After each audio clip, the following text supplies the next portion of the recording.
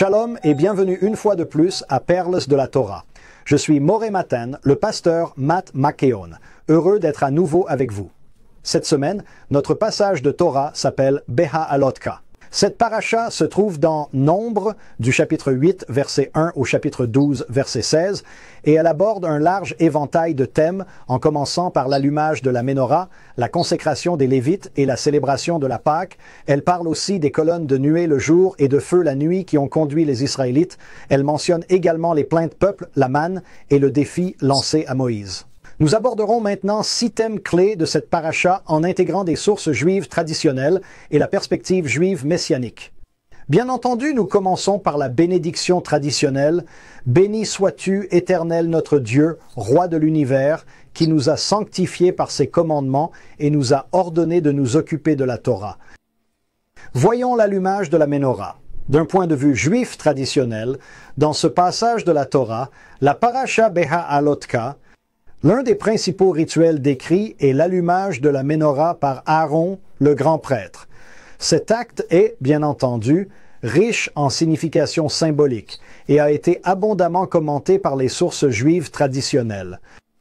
Il s'agit tout d'abord d'un symbole de la sagesse divine. La Ménorah, à cette branche, est traditionnellement considérée comme un symbole de sagesse et d'illumination. Le Zohar, ouvrage fondamental de la mystique juive, suggère que les 7 lampes représentent les 7 branches de la sagesse divine qui illuminent le monde. Cette idée est reprise dans Proverbe 6, 23, où le commandement est décrit comme une lampe et la Torah comme une lumière, ce qui suggère que la lumière de la Ménorah symbolise la lumière de la Torah et de la connaissance divine qui se répand dans le monde. Examinons sa conception et sa fabrication. Les détails méticuleux de la conception de la Ménorah, tels qu'ils sont ordonnés dans le livre de l'Exode au chapitre 25, 31 et 40 et réitérés dans Nombre 8, soulignent l'importance des instructions divines pour l'adoration. La Ménorah devait être faite d'un seul morceau d'or pur de l'or battu, martelé.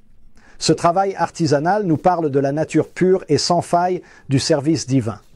Rashi note que l'expression Beha'alotka signifie littéralement « quand tu élèves ». Cette expression, se référant à l'acte d'allumer les lampes pour que leurs flammes s'élèvent en éclairant. Cela concerne non seulement l'action de l'allumage, mais aussi l'élévation de la stature spirituelle d'une personne par le service. Illuminer l'espace. L'instruction spécifique selon laquelle les lampes doivent éclairer la Ménorah a été interprété comme signifiant que la lumière doit briller en direction de la tige centrale de la Ménorah. Rashi développe cette interprétation en expliquant que les 3 mèches du côté est et les 3 mèches du côté ouest doivent être orientées vers le centre afin de souligner l'unité et l'importance de la lumière divine centrale qui se répand vers l'extérieur. Cette disposition garantit que la lumière n'est pas réservée au sanctuaire, mais qu'elle symbolise la diffusion de l'illumination divine pour tous. La fonction et le rôle d'Aaron. Le rôle d'Aaron dans l'allumage de la Ménorah souligne le devoir sacerdotal d'apporter la lumière et la clarté aux Israélites. Cette tâche montre le rôle de conducteur du grand sacrificateur, non seulement au niveau des rituels, mais aussi pour la vie spirituelle de la communauté.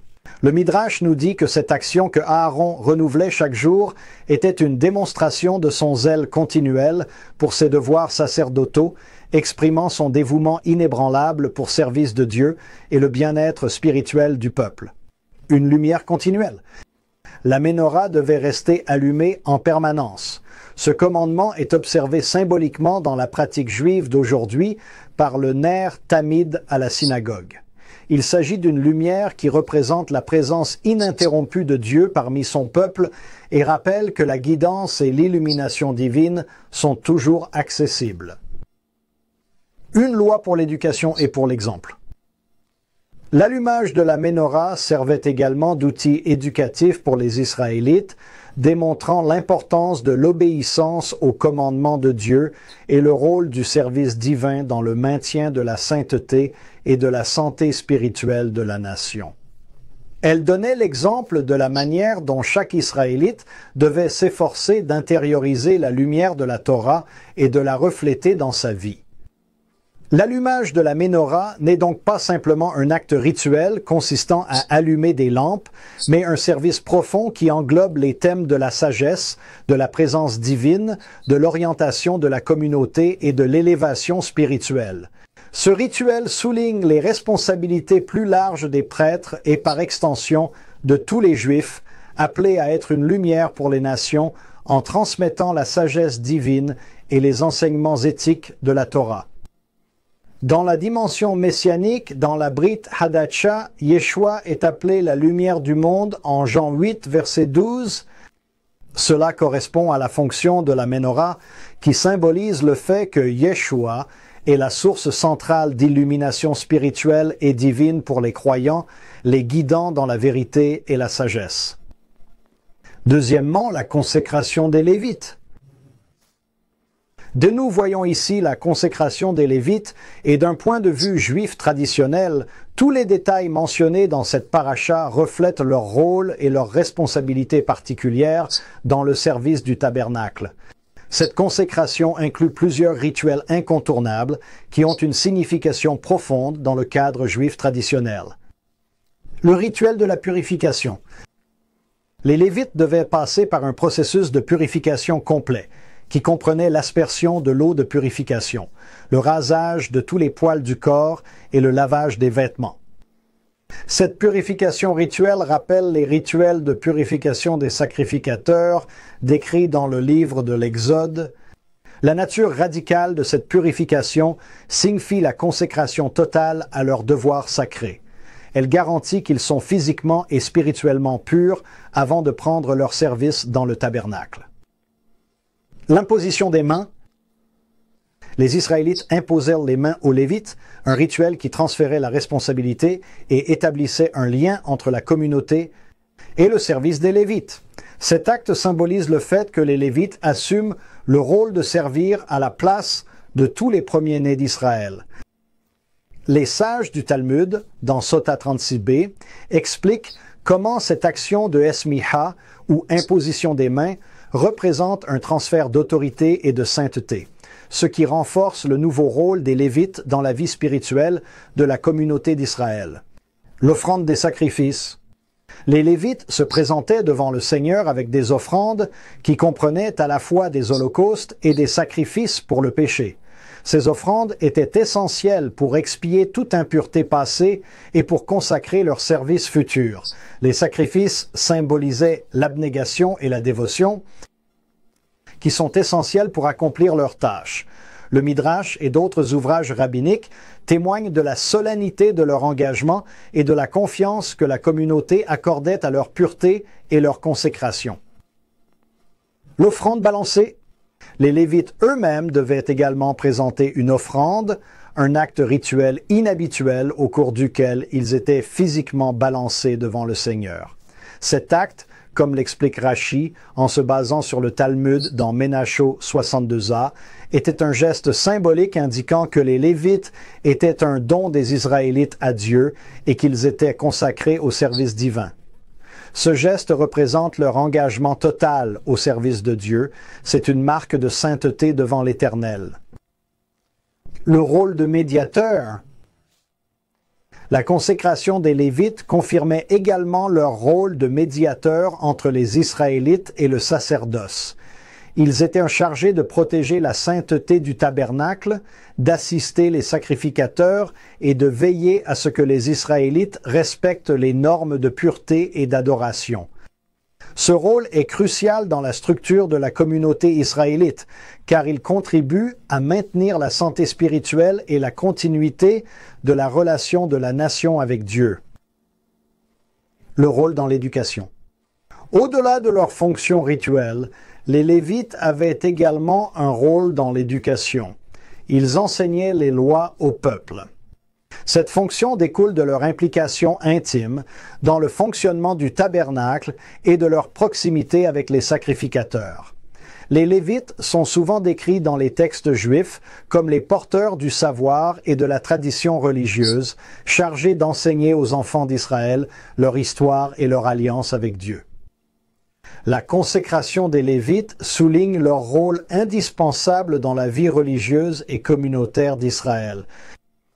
Elle reflète non seulement leur service spirituel, mais aussi leur responsabilité plus étendue dans le domaine de l'enseignement, de la médiation et du maintien des normes sacrées énoncées dans la Torah.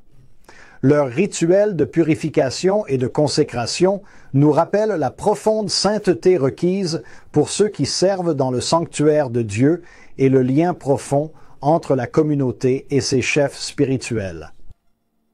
Sous l'angle messianique, ce processus préfigure la sanctification qui vient par l'intermédiaire de Yeshua. Dans l'Épître aux Éphésiens, Paul parle de la sanctification de la communauté par le lavage avec l'eau au moyen de la parole. Les disciples de Yeshua sont purifiés et mis à part pour le service divin, à l'image de la consécration des Lévites. Troisièmement, la seconde Pâque. Le concept de la seconde Pâque, ou Pessah Sheni, nous est détaillé dans Nombre 9, versets 6 à 14. Il s'agit d'une disposition unique dans la loi juive qui nous montre l'intensité de la compassion de Dieu. Cette célébration spéciale a lieu exactement un mois après la Pâque habituelle. Elle a été instituée pour les personnes qui n'ont pas pu participer à la fête de Pessah en temps voulu, en raison d'une impureté rituelle ou d'un voyage lointain. Voici un aperçu plus détaillé de la perspective juive traditionnelle sur Pessah Sheni. Le concept de la seconde chance. Pessah Sheni consiste fondamentalement à offrir une seconde occasion. Elle reflète la miséricorde de Dieu et son désir que personne ne soit exclu de cette célébration communautaire cruciale. Dans la Mishnah, dans Pesahim 9, 3, il y a une discussion au sujet des conditions selon lesquelles les gens sont autorisés à célébrer ce deuxième Pessah. On y parle de cas d'impureté rituelle ou de distance comme étant des raisons valables. Cette disposition garantit à chacun la possibilité d'accomplir ce commandement important. L'égalité devant la loi. Pessah Sheni illustre le principe de l'égalité devant la loi qui s'applique à tous les Israélites, quel que soit leur statut ou leur situation. Dans le Talmud et la Soukha 25a, nous trouvons des discussions entre les sages au sujet de ceux qui ont été empêchés d'accomplir une mitzvah au moment prévu, soulignant que la Torah prévoit des solutions pour ceux qui cherchent à remplir leurs obligations en dépit des obstacles. Commémoration de la rédemption. La célébration de la Pâque est un élément clé de l'identité juive, car elle commémore l'exode d'Égypte et la libération de l'esclavage qui s'en est suivi. Plusieurs textes midrashiques soulignent le fait que Pessah Sheni permet à ceux qui ont manqué la première Pâque de participer à cette commémoration cruciale. Ainsi, tous les membres de la communauté connaîtront l'histoire de la rédemption. Car, comme vous le savez, nous sommes revivre l'histoire de l'Exode comme si nous y avions participé. Pureté rituelle et participation de la communauté. Les lois relatives à la pureté rituelle sont très strictes dans le judaïsme et touchent à de nombreux aspects de la vie religieuse et communautaire. La possibilité de participer à Pessah Sheni permet à ceux qui étaient impurs et donc exclus du culte communautaire pendant la Pâque originale de réintégrer la communauté et d'accomplir leurs devoirs religieux, comme l'explique Rashi dans son commentaire sur Nombre 9 et 10. Responsabilité personnelle et obligations communautaires. Pessah Sheni souligne également l'équilibre entre la responsabilité personnelle et les obligations communautaires. Il incombe à l'individu de connaître son statut et de chercher à le rectifier s'il a manqué la première occasion d'observer la loi. Ce principe est profondément enraciné dans les enseignements du Moussar ou éthique juive, dans lequel la responsabilité personnelle est la clé de l'harmonie communautaire et de l'intégrité spirituelle. Réflexion et croissance spirituelle. L'autorisation d'une seconde Pâque permet une réflexion et un développement spirituel qui offre à chacun la possibilité de corriger une omission et de s'engager profondément dans la mitzvah de Pessah. Il s'agit d'une incitation spirituelle adressée à tous qui nous invite à considérer nos actes et notre engagement vis-à-vis des commandements de Dieu. Cela favorise une culture d'examen personnel et d'amélioration au sein de la communauté. La seconde Pâque est un exemple de la flexibilité de la Torah et de sa sensibilité aux circonstances humaines, permettant l'expression de la compassion et de la grâce divine dans le cadre de la Torah. Cette observance permet non seulement à ceux qui n'ont pas pu participer à la première de le faire, mais elle renforce également des valeurs importantes telles que la responsabilité et le partage communautaire de l'expérience religieuse. Elle incarne la relation permanente qui existe entre l'individu et la communauté dans la poursuite de l'observance religieuse et de l'épanouissement spirituel. N'oubliez pas qu'il s'agit de la foi d'un peuple. En ce qui concerne l'aspect messianique, le sacrifice de Yeshua coïncidant avec la Pâque, le don de sa vie, garantit que tous ceux qui sont spirituellement éloignés ou impurs ont la possibilité d'être rachetés. Comme l'explique l'apôtre Paul dans 1 Corinthiens 5 et 7, Yeshua, notre agneau de la Pâque, a été sacrifié, rendant l'expiation accessible à tous. Quatrièmement, la colonne de nuée et de feu. Selon le point de vue juif traditionnel, le fait que la colonne de nuée le jour et de feu la nuit montre la route aux Israélites à travers le désert est un thème crucial qui parle de la providence divine et de sa présence continuelle. Cette idée de guidance a des racines profondes dans la pensée juive traditionnelle. Ce voyage à travers le désert a beaucoup de symbolisme et d'implications pratiques pour les Israélites. La providence et la protection divine. La nuée et le feu sont des manifestations directes de la présence protectrice de Dieu et de sa guidance.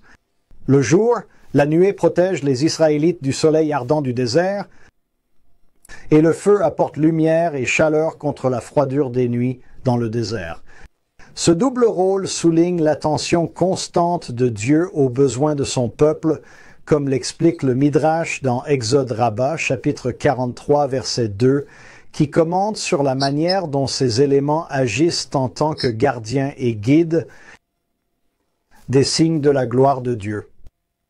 La présence de la nuée et du feu n'apportait pas seulement des avantages physiques, mais servait également de rappel constant de la gloire de Dieu et de sa proximité avec Israël. Selon le Talmud dans Ta'anit 2a, ces manifestations font partie des principaux miracles qui ont accompagné les Israélites tout au long de leur errance dans le désert. Elles soulignent le caractère sacré de leur voyage et de leur mission. Obéissance immédiate. La nuée et le feu ont également enseigné aux Israélites une leçon d'obéissance et de disponibilité. Comme le décrit le chapitre 9 des Nombres, les Israélites établissaient longuement ou levaient rapidement le camp en fonction du mouvement de la nuée, selon qu'elle s'attarde ou qu'elle se lève. Cet aspect de leur voyage souligne la bénédiction de la réponse immédiate aux instructions divines, un principe profondément ancré dans l'éthique et la loi juive. Le calendrier imprévisible de Dieu. Le fait que les mouvements de la nuée soient imprévisibles, pouvant rester en place un jour, un mois ou plus longtemps, nous enseigne une profonde leçon sur le calendrier et la patience de Dieu. Les sages expliquent que la présence de la nuée et du feu représente les incertitudes de la vie et l'importance de se fier à la providence divine plutôt qu'aux contingences humaines. Nous voyons cela dans Nombre Rabbah, chapitre 23, verset 4. L'unité et la guidance de la communauté. La nuée et le feu qui servaient de guide symbolisaient également l'unité du camp israélite. Toutes les tribus, quel que soit leur statut ou leur place autour du tabernacle, suivaient les mêmes signaux pour leur déplacement. Cette unité, ou Ahdaout, réunie sous une bannière divine, est un thème récurrent dans la pensée juive. C'est l'importance de la cohésion de la communauté sous la conduite de l'autorité divine. Un modèle de guidance spirituelle.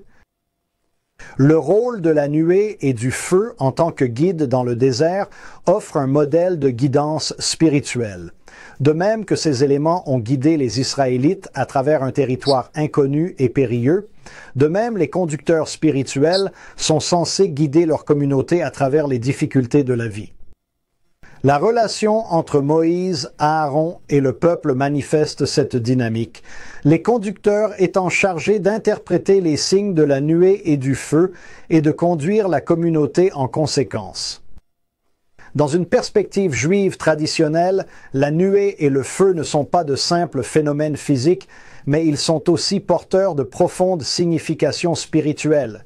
Ils rappellent constamment l'intimité et la souveraineté de Dieu, guidant les Israélites non seulement dans le désert, mais aussi dans leur cheminement spirituel pour devenir une nation et un peuple attachés aux lois de Dieu.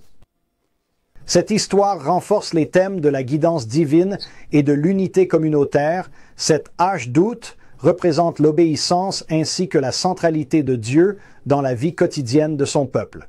Pour l'aspect messianique, le Saint-Esprit dans le Nouveau Testament conduit le croyant, tout comme la nuée et le feu, il les guide et les fortifie en Yeshua.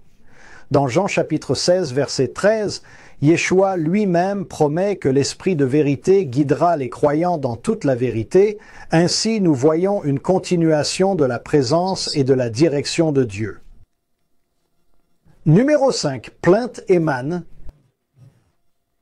Dans une perspective juive traditionnelle, dans Nombre 11, les plaintes des Israélites au sujet de leurs difficultés, et en particulier leur insatisfaction à l'égard de la manne fournie par Dieu, sont au cœur de ce récit. Cette histoire nous donne des leçons théologiques et morales. Ces aspects sont largement discutés dans les sources juives traditionnelles. Ingratitude est mise à l'épreuve. L'ingratitude des Israélites et la mise à l'épreuve de leur foi se manifestent par les plaintes des Israélites au sujet de la manne, bien qu'elle soit une subsistance miraculeuse donnée directement par Dieu.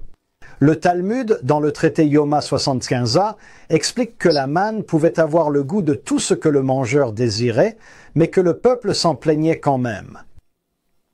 Cette ingratitude est souvent interprétée comme une incapacité à reconnaître et à apprécier l'étendue des bénédictions et de la protection de Dieu.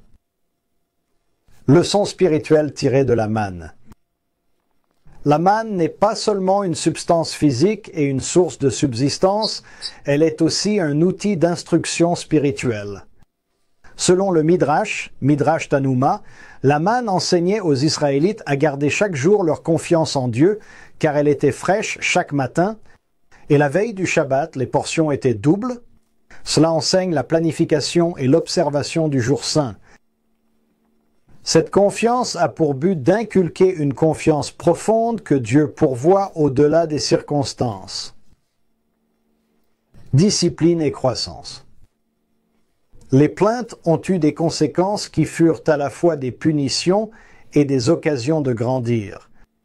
Nous voyons dans Nombre 11, verset 33, comment Dieu répond à leur demande de viande par une plaie qui se manifeste en leur envoyant des cailles. Cette réponse sévère souligne la gravité de leur rébellion et sert de mesure corrective, mettant l'accent sur la nécessité d'obéir et de se satisfaire de la provision de ce que Dieu donne. Le conducteur et le partage du fardeau. La réaction de Moïse aux plaintes du peuple met en lumière les difficultés auxquelles sont confrontés ceux qui dirigent. La tâche est si lourde que Moïse demande à Dieu de l'aider, ce qui le conduira à nommer 70 anciens pour l'assister. Ce développement est expliqué plus en détail dans le Midrash de Nombres Rabbah 15, 18. Il illustre un aspect important du leadership juif, le partage en commun du fardeau et de la responsabilité. Rappelez-vous qu'à la yeshiva, nous apprenons ce principe de la harevut. Nous sommes tous responsables les uns des autres. Enseignements moraux et éthiques. L'épisode enseigne aussi des leçons de morale et d'éthique plus larges sur le comportement de la communauté. Rashi commente Nombre 11, verset 1, et note que les plaintes ne concernaient pas seulement la nourriture, mais qu'il s'agissait d'un faux semblant masquant des problèmes plus profonds, peut-être un mécontentement à l'égard de leur cheminement spirituel ou un malaise face au changement qu'il impliquait. Cela nous enseigne le danger de laisser le mécontentement matériel, le mécontentement, éclipser nos objectifs spirituels. L'unité et la division. Le récit explore également les thèmes de l'unité et de la division au sein de la communauté. La propagation des plaintes parmi les gens et leur impact mettent en évidence la façon dont les attitudes négatives peuvent imprégner et déstabiliser une communauté. Cette histoire sert d'avertissement sur le pouvoir de la parole et de l'attitude dans le façonnement de la vie communautaire, une leçon qui se retrouve dans les enseignements juifs sur le Lashon Hara, la mauvaise langue. Dans la pensée juive traditionnelle, les plaintes concernant la manne et la réponse divine qui s'ensuivit ne sont pas simplement des événements historiques, mais elles nous donnent des leçons sur la foi et l'obéissance, la gratitude et la dynamique de la communauté. Il peut sembler impossible qu'ils puissent se lasser de quelque chose qui avait le goût de tout ce qu'ils voulaient. Mais nous pouvons dire que nous aurions peut-être ressenti la même chose et nous serions pleins en demandant de la viande. En tant que vision messianique, Yeshua se désigne lui-même comme le pain de vie et le pain qui est descendu du ciel, dans Jean 6, verset 35. Il parle de la manne en tant que symbole de nourriture spirituelle et physique. Il se présente et s'offre en tant que nourriture spirituelle qui surpasse la provision temporaire de la manne pour pourvoir éternellement aux besoins des croyants. Enfin, le défi lancé à Moïse par Myriam et Aaron. Dans une perspective juive traditionnelle, nous voyons dans Nombre 12, Myriam et Aaron s'élever contre Moïse à cause de sa femme couchite, et ils remettent en question son statut unique et prophétique. Cet épisode est crucial. Il nous permet d'approfondir les thèmes du leadership et de la prophétie, ainsi que les répercussions des dissensions au sein de la communauté. N'oubliez pas que c'est également de là que vient l'idée que les mauvaises paroles sont à l'origine de la lèpre. Leadership et prophétie. Le défi de Myriam et Aaron est centré sur les questions de leadership et sur la nature de la prophétie. Selon l'interprétation juive traditionnelle, telle que le Midrash Tanhuma en parle dans Tzav 13, cet incident met en évidence l'humilité de Moïse et la particularité de sa dimension prophétique, qui est décrite dans Nombre 12, verset 8, comme étant claire et sans énigme.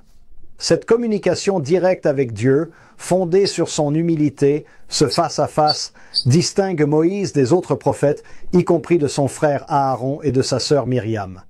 Il est vrai qu'ils ont également joué un rôle prophétique, mais ils n'ont pas communiqué avec Dieu de la même manière. Le Lashon Hara, la médisance. Cet épisode est souvent cité dans les enseignements juifs comme un exemple classique de médisance. Même si les paroles de Myriam ont pu être motivées par un souci concernant des questions qu'elle percevait comme des injustices ou des erreurs, le fait est qu'elle a parlé publiquement contre Moïse, le chef, et c'est pour cela qu'elle a subi des remontrances. Dans le Talmud, nous voyons une discussion sur la façon dont le Lashon Hara blesse non seulement la personne dont on parle, mais aussi celui qui parle et ceux qui écoutent. Et la conséquence, c'est la division au sein de la communauté. Punition et repentir. Le châtiment de la lèpre infligé à Myriam et sa mise en quarantaine hors du camp sont un rappel brutal de la gravité de porter atteinte à l'autorité des responsables et de semer la discorde, ainsi que des conséquences de ces choses. Cependant, le châtiment de Myriam est aussi une leçon de repentir et de pardon. Car Moïse prie pour sa guérison. « Ô Dieu, guéris-la » dans Nombre 12, verset 13, nous voyons là un modèle de prière d'intercession et de pardon, qui démontre que le rôle des dirigeants est de rechercher la restauration et non le châtiment. Dans l'optique messianique, ce défi reflète le thème plus large de la remise en question de l'autorité divine, à laquelle Yeshua a également été confronté. Hébreux chapitre 3, versets 1 et 2 compare Yeshua à Moïse, tout en affirmant la fidélité et la supériorité du ministère de Yeshua. Cet épisode appelle les croyants à reconnaître et à soutenir l'autorité divine établie en Yeshua. Nous devons avoir le même respect pour nos dirigeants, nos pasteurs et nos rabbins. En conclusion, ce passage de la Torah est riche en thèmes qui pratiquent, non seulement pour leur époque, mais aussi pour la nôtre, dans le monde moderne, que ce soit dans le judaïsme traditionnel ou dans la pensée messianique. Ces idées nous aident non seulement à mieux comprendre la Torah, mais confirment également le rôle central de Yeshua qui a accompli et démontré ces vérités fondamentales en soulignant la continuité et l'accomplissement dans la vie des croyants. Je prie pour que cela vous soit en bénédiction, tout comme c'est le cas pour moi chaque semaine, et je vous invite à rejoindre notre yeshiva. Allez sur shuvu.tv et remplissez une demande d'inscription pour rejoindre la plus grande yeshiva juive messianique en ligne du monde. Nous serions ravis de vous accueillir. Merci d'être là. Shalom et Kol Tuv.